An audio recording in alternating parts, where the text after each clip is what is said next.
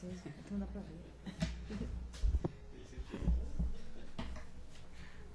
Já ligou lá? Boa noite a todos. Sejam bem-vindos à Casa do Caminho Santana. Boa noite, amigos da internet. Antes de começar, eu vou passar alguns avisos para vocês. A casa oferece palestra todos os dias. Quem quiser passar no plantão é só chegar meia hora antes. Tem alguns dias, por exemplo, na sexta-feira, nós temos o tratamento para dependentes químicos, tabagismo e familiares. De sexta-feira, às 20 horas, palestras e passes. Primeiro e terceiro domingo do mês, às 9 horas, a gente tem um curso para gestantes. Segundo sábado do mês, a partir das 9 horas, a gente entrega 72 cestas básicas. Gostaria de agradecer para quem já colabora com a casa com os alimentos. E avisar que, para esse mês de junho, a gente está precisando de... O que mais precisa, né? Arroz, óleo, feijão e café. Quem puder ajudar. Tem também a entrega de lanches, todos os sábados, às 17 horas. Se alguém quiser participar, é só comparecer aos sábados. Nós temos a viagem para Araxá, que vai ser em outubro, no feriado de 12 de outubro. A saída, acho que é dia 9 de outubro. O valor pode ser parcelado. Aí, quem tiver interesse, é só entrar em contato com a casa. Acho que é só isso.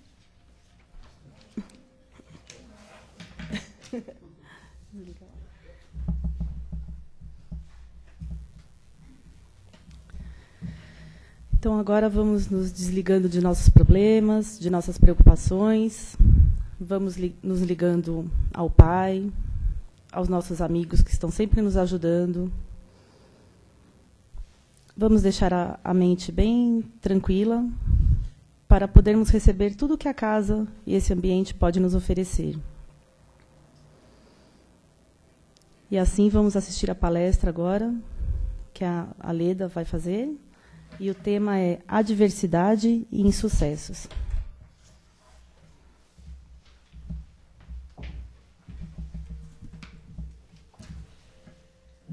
Boa noite a todos, queridos. É uma aventura sairmos nesse frio, né, de casa, para mais uma bênção de ouvir a palavra de Jesus, seu Evangelho, né, que nos conforta e nos alimenta a alma. Tomamos uma sopinha quente em casa, abastecemos o nosso corpo e a nossa alma aqui na nossa casa do caminho, né, ouvindo o Evangelho de Jesus. Adversidades e insucessos. Joana de Ângeles, né, esse espírito poeta que é a Joana, que acompanha Jesus desde o seu tempo que esteve aqui na Terra. E ela nos escreve, ela nos dá a mensagem, através de Divaldo Pereira Franco, do texto da noite que nós vamos fazer o estudo.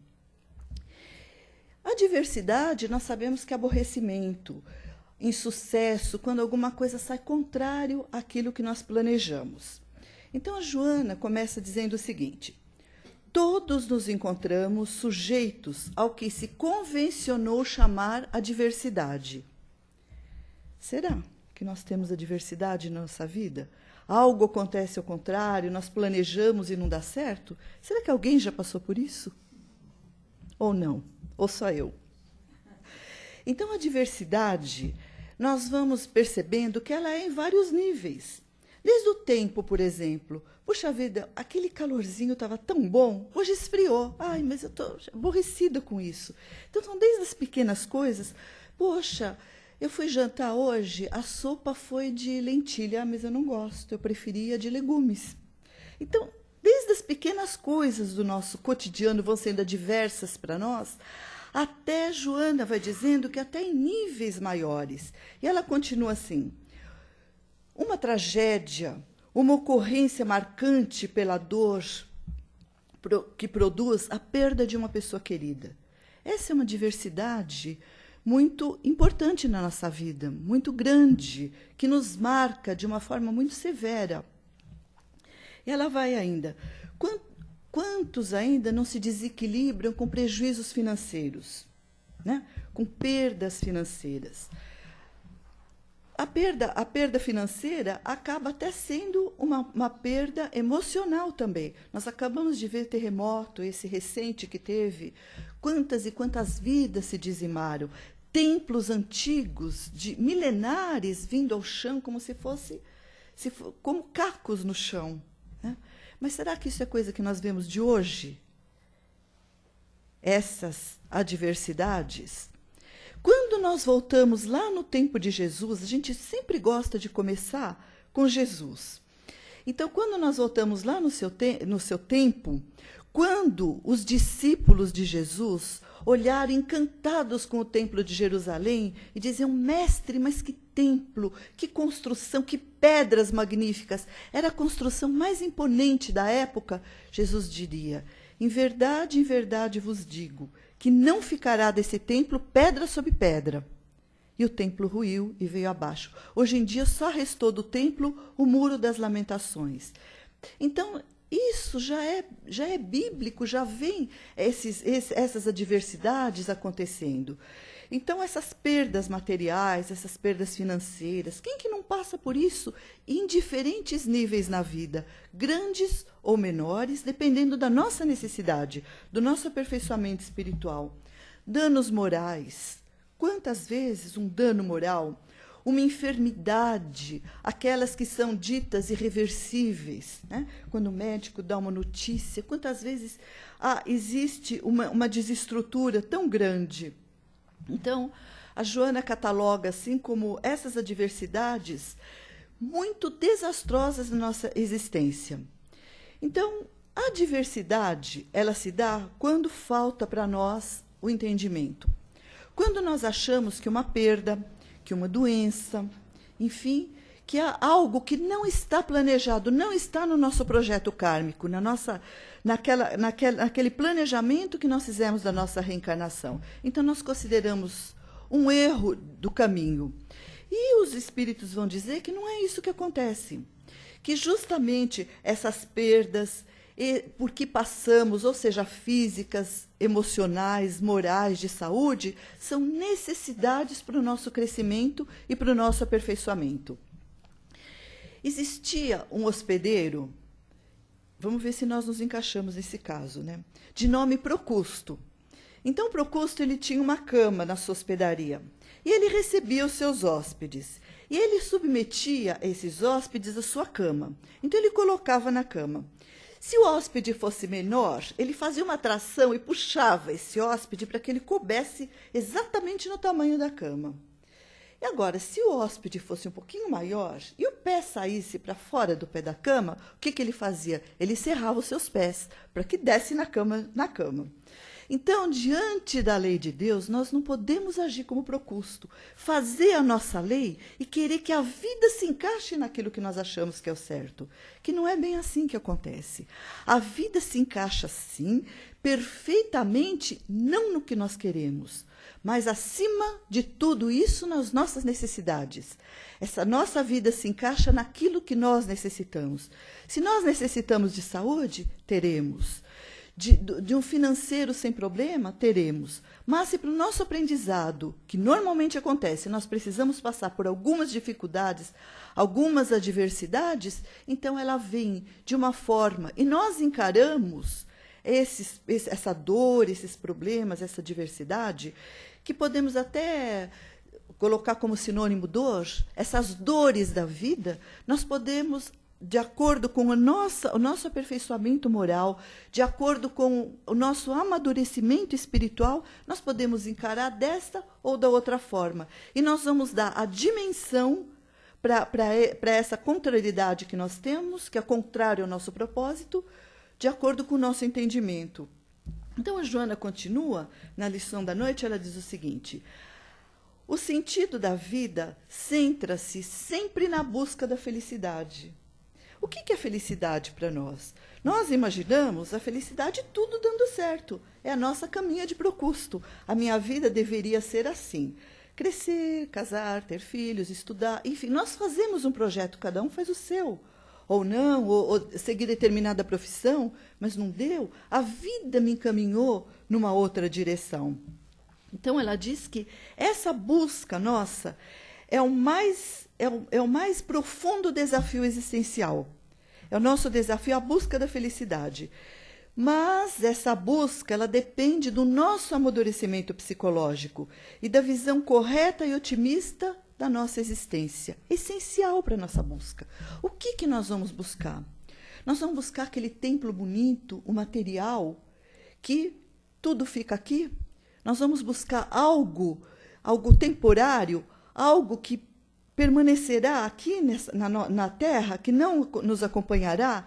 Então, essa nossa visão, ela não está correta, porque não amadurecemos ainda espiritualmente.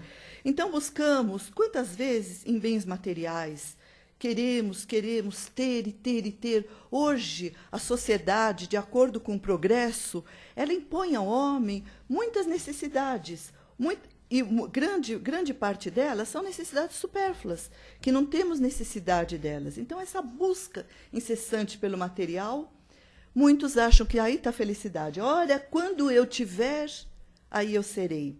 Outros, na saúde perfeita.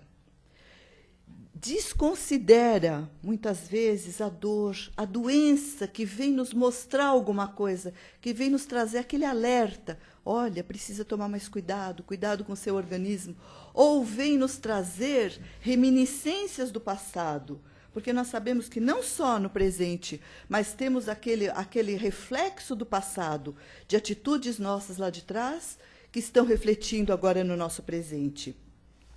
Outras vezes buscamos a felicidade nas relações afetivas, né? No afeto. Puxa vida, eu só serei feliz quando eu me der bem com fulano, quando aquele meu relacionamento familiar, amoroso, enfim, quando der certo, aí eu serei feliz.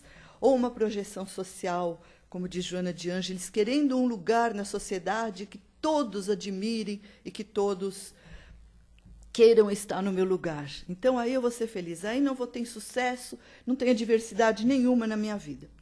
Então, a gente procurou uma matéria da revista Veja. Olha só. De abril de 2000, na revista Veja. Todos já ouviram falar daquele armador grego, Onassis. Aristóteles Onassis. Ele foi um dos homens mais ricos do mundo. Ele tinha ilhas, frotas de navios. Ele tinha tudo, dinheiro. Ele conseguiu conquistar a mulher mais poderosa do planeta, a viúva Jaque Onassis. Teve ela como esposa. Ele teve tudo. Só que ele partiu dessa vida. E o que foi que ele levou? De tudo que ele tinha, a sua projeção social, o seu dinheiro, a saúde, enfim, tudo.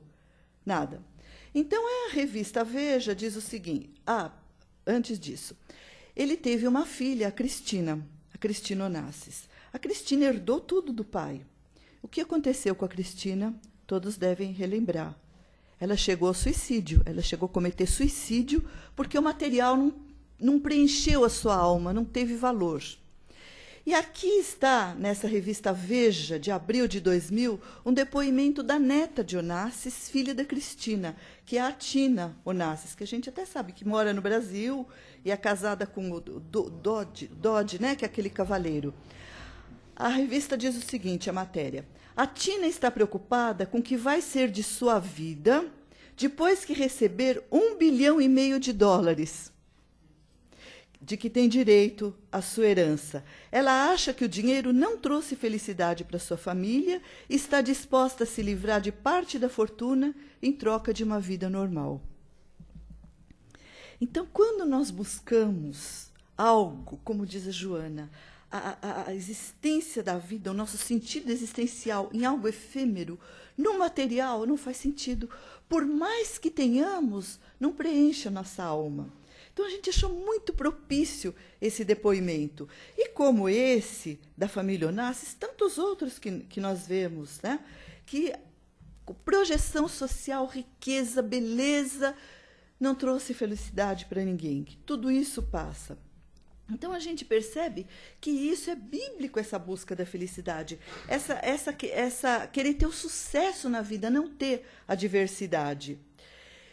essa busca da felicidade já era estudada e já havia reflexão desde os filósofos antigos, da antiga Grécia, Sócrates e Platão. Lá, 500 anos antes de Jesus, eles já se preocupavam com a felicidade. O que era a felicidade? Porque eles já percebiam essa época, ricos, infelizes e pobres, muito bem, tranquilos.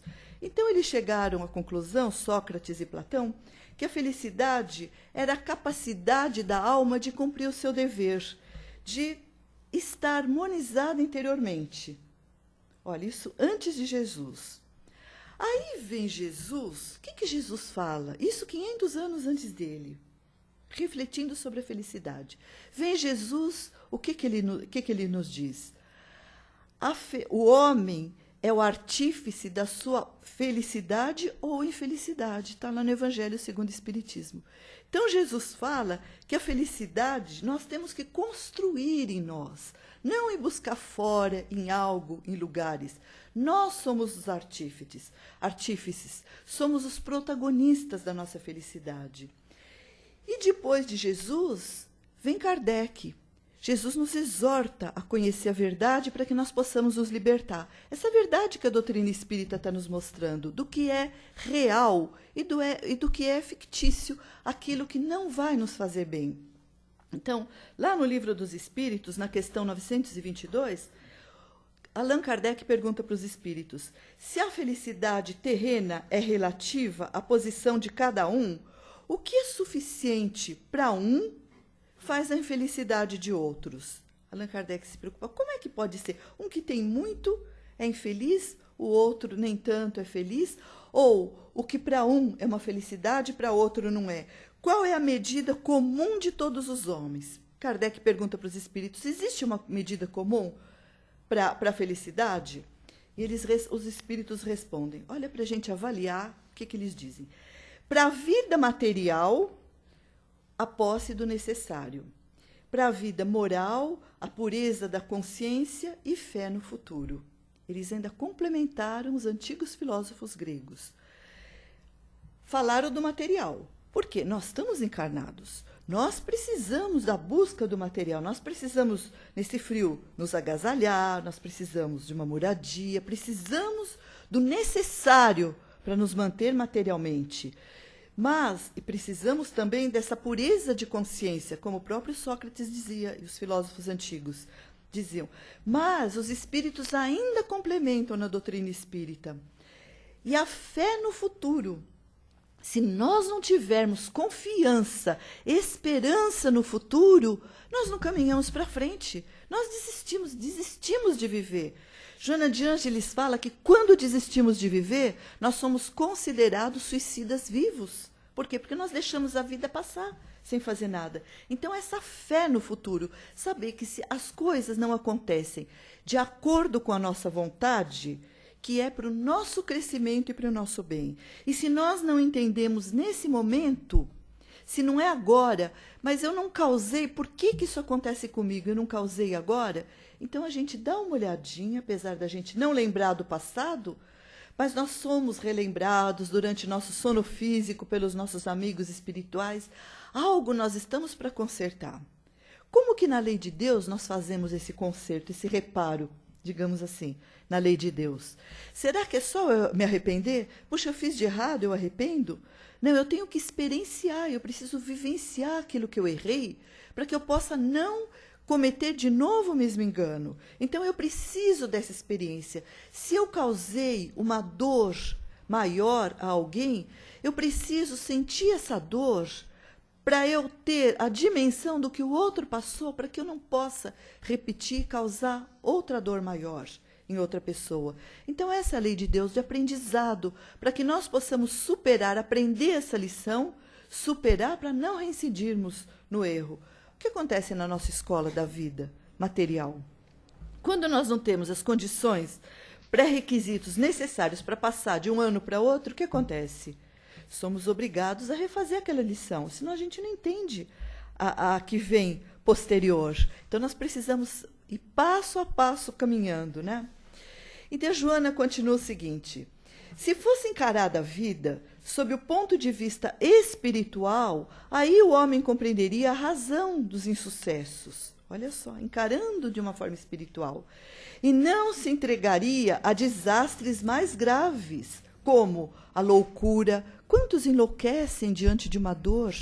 Desistem de viver, como diz Joana, ou sendo suicidas em vida, aquele que deixa a vida passar. O dia amanhece, passa pelo dia, anoitece e vai levando a vida esperando o quê? Esperando que passe essa existência, não dando valor à preciosidade que é uma encarnação.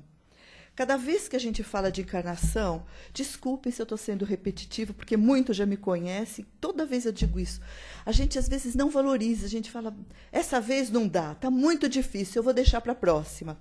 Então a gente faz, toda vez, um treino para a gente saber da encarnação, para valorizar a vida. Eu estou vendo que tem muitos novos que não me conhecem ainda, então desculpa aqueles que já sabem. Então a gente, para dar uma valorizada na nossa encarnação. Nosso mundo, fazendo uma conta redonda, tem 7 bilhões de encarnados. Os espíritos dizem que para cada encarnado existem 4 espíritos na erraticidade, se não for mais, mas eles dizem 4. Então nós estamos 7 bilhões encarnados e quantos desencarnados? Espíritos. 28 bilhões, olha a tabuada, hein? 28 bilhões na erraticidade. Desses 7 bilhões, nós vamos fazer essa continha matemática redonda. 3 bilhões e meio de homens, 3 bilhões e meio de mulheres. Já 3,5 para 28. Desses 3 bilhões e meio, quantas estão aptas a receber espíritos e serem mães? Com uma população da Terra, mais ou menos envelhecendo, digamos que 1/3. 1/3 das mulheres, por aí. Então, 1 bilhão para receber espíritos. Então, 1 bilhão que podem receber espíritos, 28 bilhões para chegarem na Terra. Isso é para a gente valorizar esse nosso momento. 28 para chegar. Agora, não é 1 para 28, porque esses 28 não é assim, colocando em carreirinha no bico da cegonha e distribuindo assim por aí como semente. Não é. Tem todo aquele projeto reencarnatório. A gente tem que vir no país certo, na cidade certa, na família exata, com aqueles que nós temos necessidade de crescimento e de aprendizado. Então, dá para deixar para outra? Se a gente deixa para outra, o que vai acontecer? A gente vai para o fim da fila. Na espiritualidade não tem filho especial, não adianta ser idoso, pegar a criança no colo, não adianta, não tem filho especial. Então, olha a importância desse nosso momento, daqueles que estão conosco. Ainda a gente vai ver aqui Joana falando, esses que não por acaso estão do nosso lado. Então, ela fala, a existência física, Joana continua, ela não transcorre como uma nau sem rumo no mar revolto. Não é assim. Ela é planejada, ela é orientada, a nossa vida é dinâmica, ela é assistida pelos bons espíritos. Somos orientados sempre, durante o dia, durante o nosso sono físico, orientados sempre, não é aleatório. Os atos anteriores e a conduta atual são os mapas de rota ao destino que nós temos que chegar. Que cada um de nós optou por esse destino, dependendo do que fomos e fizemos lá atrás. Realmente desastrosos são os males que praticamos em relação ao próximo, pois são eles que irão fomentar as adversidades de amanhã, nas próximas reencarnações, que serão os resgates do infrator. Então, nós temos tudo, nós temos essa condição, nós temos a reencarnação, nós temos a bênção do conhecimento, essa verdade que nos liberta, como Jesus nos diz no seu Evangelho. Então, tudo isso a nosso favor, e às vezes, por uma adversidade, nós desistimos, e nós achamos de deixar para depois. Vamos deixar para a próxima. Essa eu não sou capaz. E com todo o subsídio que a espiritualidade nos dá, com todo esse carinho que eles têm conosco, o desvelo que nos carregam no colo. Acho que todos já leram aquela mensagem, Pegadas na Areia. Todos conhecem, né? Pegadas na areia. Onde tem somente 2 pegadas que o mestre nos carrega no colo. Então, são nesses momentos difíceis. Então, nós percebemos que o sofrimento, a adversidade que nós temos, que a vida, quantas vezes, não por acaso, nos coloca, nos testa, nos coloca no caminho, nos fortalece com eles, né? Com essas adversidades. Então, são alertas, são mudanças de rota. Quando nós estamos seguindo numa via pública e acende o sinal vermelho, o que acontece? O amarelo já é atenção. Então, quantas vezes as nossas adversidades são sinais amarelos e a gente ultrapassa o amarelo. Então, vem o vermelho, que é mais intenso, mais profundo, para que a gente possa ter um desvio de rota, parar aquilo que nós estamos fazendo, muitas vezes, para tomar um rumo diferente. Então, isso são alertas de aprendizado, são mensagens cifradas que a vida nos coloca para que a gente possa entender, compreender e amadurecer.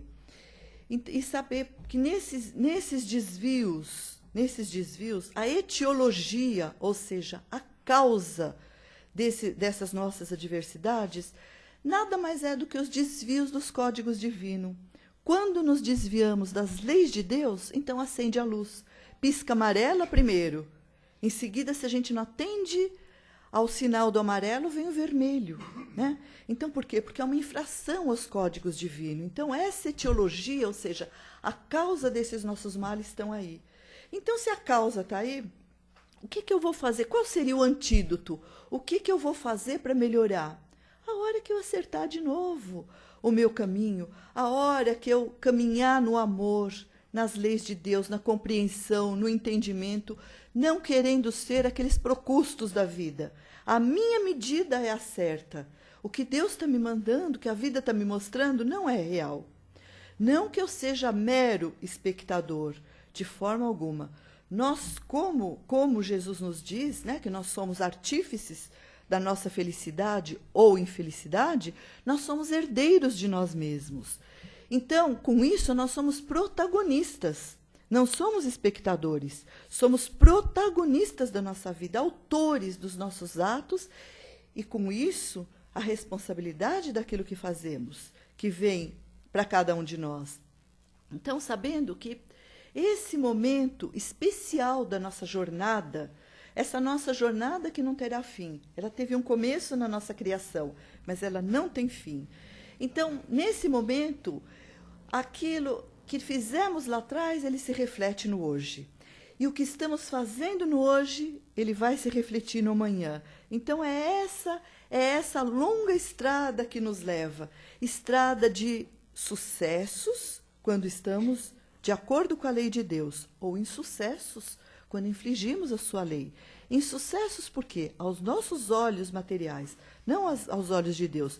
Insucesso porque achamos que algo não dá certo, porque temos que tomar o caminho, a rota certa da nossa evolução espiritual, do nosso crescimento, que é para isso que nós estamos aqui. Lembra daqueles 28 que estão na fila, que estão querendo voltar? Qual que é o projeto? Qual foi o nosso compromisso que nós tivemos com os ministros da reencarnação, com os nossos mentores, com o anjo de guarda que Deus designou para cada um de nós? O que nós falamos? A gente vai passear na Terra, vamos tirar umas férias lá na Terra? Tudo bem, a gente volta e pensa no futuro. Será que nós pensamos isso? Ou nós falamos, não, nós vamos para melhorar um pouco, com compromisso de melhora. Então, é esse compromisso que nós assinamos na espiritualidade. É esse compromisso que nós, com a ajuda do alto, nós somos levados a cumprir esse nosso compromisso de progresso, de melhora, de a cada dia melhorar um pouquinho do que fomos no anterior. Então, esse reflexo do passado, ele tem que ir se diluindo através das nossas boas ações. Então, a lei de Deus não é a lei de Talião, do olho por olho, dente por dente. Nós falamos que esses códigos divinos são códigos de amor. Amor e misericórdia. E quando nós entramos nessa lei de amor, essas adversidades, elas se suavizam pelas ações boas. Cada ação para o bem, ela vai diluindo aquela ação no mal feita no passado. Então, nós vamos passando pela vida, aprendendo e suavizando aqueles nossos débitos do passado. É isso que a doutrina nos mostra, a lei de misericórdia e de amor de Deus. Nós podemos, nós somos protagonistas da nossa vida, então nós podemos tudo? Podemos. Podemos tudo o que nós queremos fazer, tudo, porque temos o livre-arbítrio e nós somos autores do nosso destino. Mas será que nós devemos? O que nós podemos, nós devemos? Tudo posso, dizia Paulo, mas nem tudo me é lícito. Então, nós sabemos o que nós devemos fazer, o nosso compromisso, a nossa maturidade espiritual e emocional é saber que posso tudo, mas eu não devo fazer tudo, nem tudo eu devo, né? Então, é nesse sentido, essa educação espiritual é que a doutrina nos exorta a entendermos. E quando essa dor educativa nos vem, nós temos duas posturas a tomar diante dessa dor. Ou nós nos rebelamos diante da lei de Deus, ou nós entendemos e compreendemos. Quando nós nos rebelamos, aí se torna muito mais difícil, porque aí, como Joana diz, são aquelas fugas. Eu fujo por algum motivo, eu fujo pela rebeldia, eu fujo pelas drogas, eu fujo pelo vício, eu fujo pela reclamação. Eu tenho várias formas de fugir da minha responsabilidade quando a dor se apresenta. Ou eu posso compreender essa dor. A compreensão da dor, segundo a doutrina espírita, não é uma compreensão passiva, de forma alguma. Não é conformismo. A gente fala, a doutrina espírita é conformista. Não é. Não é. É compreensiva. Eu tenho que compreender, entender, agindo para melhorar, para superar. É uma compreensão ativa, agindo no bem, entendendo, para superar essa fase que se apresenta na minha vida. Então, essa compreensão, agindo no bem, no amor. Quando eu ajo no amor, eu gero endorfina. Endorfina é aquela sensação de bem-estar que a ciência fala, que eu me sinto bem. Atividade física, hoje tão recomendada pela ciência, pelos médicos, qualquer especialidade que você vai, é exercício físico que eles falam. O homem é uma máquina que não foi feito para ficar parado, né? O exercício físico. Agora, aqui na casa espírita, o que a gente recomenda? Endorfina, que faz bem, que é o hormônio da alegria, que nos dá essa sensação de bem-estar. Como é que eu consigo isso? Fazendo bem. Cada um de nós já praticou uma boa ação. Qual foi a sensação pós essa prática? É uma sensação maravilhosa. A gente sente bem, né? É muito gostoso. É uma sensação muito mais gratificante o dar do que receber. Por quê? Porque essas endorfinas é o amor em movimento, que nos movimenta de uma forma holística. Não é o corpo físico, é o corpo extrafísico também. O espírito fica feliz com tudo isso. E para encerrar, falando de adversidade, nós trouxemos um texto que o Emmanuel, acho que todos conhecem o Emmanuel, né, através da psicografia do Chico Xavier, que ele fala muito nos exortando a compreender o sentido da vida. Então, esse texto, ele veio do livro Nascer e Renascer. O Espírito Emmanuel e a psicografia é do Chico Xavier. Ele diz o seguinte para nós, o Emmanuel. Antes do regresso à experiência ao plano físico, a nossa alma, em prece, roga ao Senhor a concessão da luta para o trabalho de nosso próprio reajustamento. Solicitamos a reaproximação de antigos desafetos. Imploramos o retorno ao círculo de obstáculos que nos presenciou a derrota em romagens anteriores mal vividas. Suplicamos a presença de inimigos antigos com quem cultivávamos o ódio para tornar a cultura santificante do amor realidade. E com a intercessão de variados amigos, cada um de nós os tem, né, obtemos a bênção da volta. Em tais circunstâncias, o esquema de ação surge traçado, nosso projeto reencarnatório, somos herdeiros do nosso próprio pretérito. E nessa condição, arquitetamos o nosso próprio destino. Geramos causas de dor ou alegria, de saúde ou enfermidade em variados momentos de nossa vida. O mapa da regeneração volta conosco ao mundo, consoante as responsabilidades por nós mesmos assumidas. Contudo, o modo pelo qual nos desvencilhamos dos efeitos de nossas próprias obras facilita ou dificulta a nossa marcha redentora. Na preparação do nosso futuro, a vida nos oferecerá amanhã, por luta, felicidade ou provação, luz ou treva, bem ou mal, conforme o nosso procedimento. Que Jesus nos abençoe.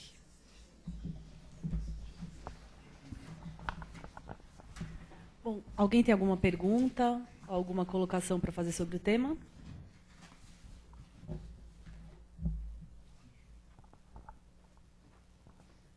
Muito obrigado pela palestra. Comentários, na verdade, né, porque aqui já foi bem trabalhado o tema. É aquela lei imutável de o nosso fardo é sempre de acordo com o que a gente pode carregar. Né? E às vezes você começa a ir num dilema, porque a gente começa a estudar, começa a aprender, parece que o fardo também cresce. Fala, pô, eu vou aprender, eu quero estudar, quero aprender, mas o que vem por aí? Então você começa, poxa, quanto mais aprende, e é isso daí, você vai se preparando para cada vez carregar mais aquilo, em função do que você entende da sua força. Né? Então essas adversidades, eu sinto muito isso para mim, começam a ficar mais fortes, quanto mais eu sei, mais eu consigo carregar, na verdade. Né? Nada está desmedido nesse caso. É claro, mas consegue compreender, né? Compreender. A gente tem um expositor espírita, o Antônio de Bernardi, que ele fala assim, a gente não tem a lupa do passado, né? E às vezes a gente faz a pergunta, ai meu Deus, por que eu? Né? A gente deveria perguntar, e por que não eu? E se a gente tivesse a dimensão de quanto o nosso fardo é diminuído, nós assim, nos emocionaríamos muito, muito, muito, muito. Porque, inclusive, nesse próprio projeto reencarnatório, com os amigos na espiritualidade, eles sabem, eles conhecem as fibras mais íntimas da nossa alma, as nossas predisposições, né? Eles sabem do que nós seremos ou não capazes. E quando nós fazemos um projeto muito difícil, e que eles sabem que nós não teremos condições de suportá-lo, eles diminuem. Falam, não, vamos diluir isso, de uma vez você avança um tanto e espera que numa próxima será dado o segundo passo. Né? Então, eles mesmos fazem essa proposta, diminui aquele para ajustar muito bem. A recomendação de um livro muito bom para quem já conhece alguma coisa da doutrina, e gosta de estudar, é da série André Luiz, Missionários da Luz, que trata da reencarnação. Leiam esse livro, quem tiver oportunidade, quem já leu Nosso Lar, já conhece, tem toda uma série de livros. Então, eles tratam de um projeto reencarnatório. A gente se sensibiliza, é uma coisa assim, você se emociona de ver o carinho que a espiritualidade tem com cada um de nós no processo reencarnatório. Porque o nosso próprio organismo físico, ele é colocado em formas na espiritualidade tridimensionais. Olha, isso foi escrito lá pelo Chico Xavier, né, pelo espírito André Luiz, na década de 50. Hoje, nós já estamos aqui no 3º milênio, 2015, a gente já tem para os bebês aquele ultrassom em 3D, a gente já vê, né? Porque, bom, eu na minha época, né, na minha gravidez, a gente só fazia ultrassom se tivesse algum problema, uma suposição de algum problema, porque era surpresa, era tão caro que nem ultrassom a gente fazia. Hoje já se faz. Esse ultrassom 3D já vê um bebê. Lá na espiritualidade, eles já fazem o nosso organismo físico assim, tridimensional, em luzes, e vendo aonde que nós precisamos de ter as dificuldades, as contenções para que a gente possa errar menos. E nós participamos, e eles nos ajudam. E como diz Emmanuel nesse texto, tudo isso é acordado por nós mesmos, feito junto com a espiritualidade. Então, nós participamos. Então, é feito com tanto carinho, é tanto cuidado, e o cuidado não para aí. É destinado esse anjo da guarda para nós, que nos acompanha a vida toda, um espírito mais evoluído, amigo nosso, né? Que nos acompanha toda a nossa jornada terrena. E ainda, quando vem essas adversidades que nós balançamos, eles nos sustentam. As pegadas da areia, que a gente vê os 2 pés que estão sendo carregados nos braços do Cristo, né? Então, quanto mais a gente lê, mais a gente estuda, mais a gente se emociona. E a gente fica assim pensando, será que eu sou digno? Será que eu mereço tudo isso que eu tenho, todo esse carinho? Porque é muito especial. Leda, obrigada. Eu sei que o horário está ruim, mas é coisa rápida. A gente tem a mania de falar, né, que tudo é o karma, tudo é muito pesado. Insucesso também é meu karma. A gente precisa largar um pouquinho isso, né? A gente precisa entender que tem algumas coisas que são aprendizado também, né? Aprendizado, claro. Insucesso, essas dificuldades, tudo é o karma, né? Essa coisa pesada. Você pode falar um pouquinho para a gente? Então, o karma, o que ele quer dizer em sânscrito? Quer dizer ação, né? Ação em sânscrito. Então, esse é o nosso karma, é a ação que nós temos. Vê o que a Joana disse aqui nesse texto, né? Que depende de como você realiza, ele pode ser mais pesado ou mais leve, de como é a compreensão que nós temos. A gente fala, o karma é pesado de acordo com como nós enfocamos a vida. Se a gente dá um enfoque de uma forma errada, uma forma materialista, a gente baseia a nossa jornada, começa no berço e termina no túmulo, muitas coisas não fazem sentido. Mas quando a gente estende, a doutrina mostra que a gente não começou no berço. Nós estamos vindo a nossa longa caminhada, a nossa longa jornada, caminhando, e que vamos continuar caminhando.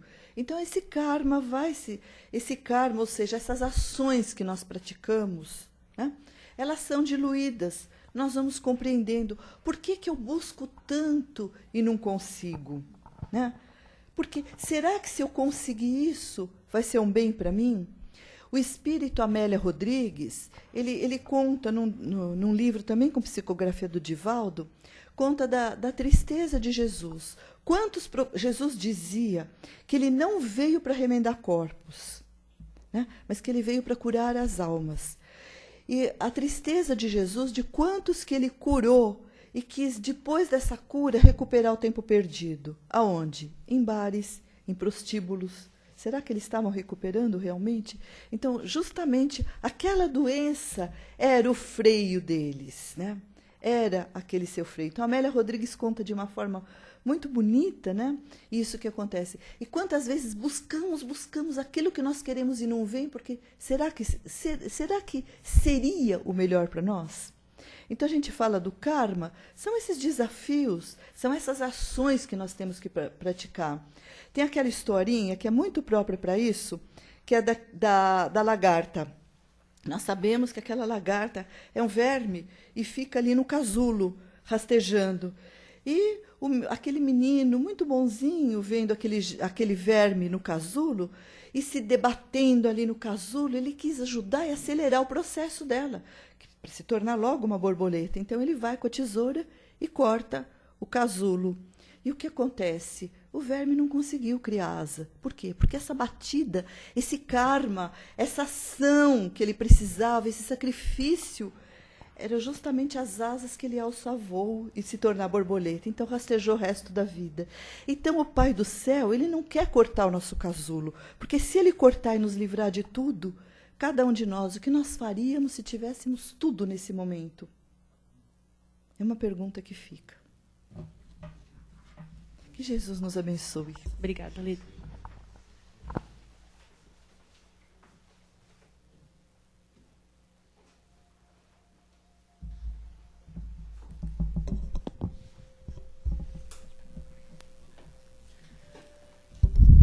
E agora, vamos nos recolhermos novamente e vamos vibrar por todos que não podem estar aqui, pelos que estão nos hospitais, enfermos, por todos que estão passando por problemas, por necessidades, aqueles que estão nas ruas com esse frio, passando fome, não tem um lar, uma família. Vamos vibrar por todo o nosso planeta e seus governantes. Vamos mentalizar os nossos lares, os nossos familiares, nossos ambientes de trabalho. Se vocês tiverem alguma pessoa em especial para vibrar nesse momento, vamos pensar nela com muito amor e carinho. E vamos agradecer. Agradecer por tudo que temos, pela vida, pela saúde, a casa, o trabalho, enfim, por tudo. E assim pedimos licença para encerrar mais este trabalho. Que assim seja, graças a Deus.